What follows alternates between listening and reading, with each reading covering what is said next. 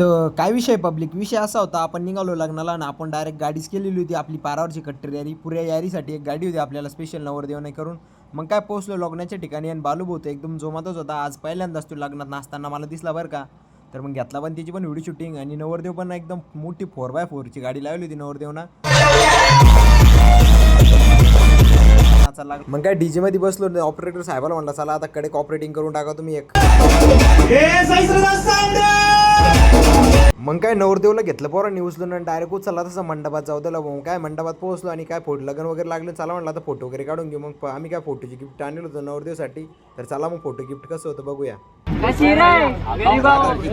आणला होता. मग काय आपल्या गावाची माझ्याच बाजूला त्यांचा क्लासमेट बालू गाडीकर बसेल होता, पण ती बालू गाडीकरला लेच परेशान करत होती. आज बालू गाडीकर पण अखेरपर्यंत त्यांच्याकडे गेलाच नाही.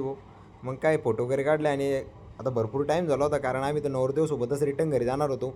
कारण दोस्ताना आहे ना, दोस्ताना खातीर सगळ्यांना थांबावं लागलं होतं. नवरदेवना गाडी करून दिली होती, त्या कारणामुळं तर 4 वाजेपर्यंत थांबलो होतो आम्ही. तर धनंजय बघू काय म्हणतो. शरद बोलतो आता.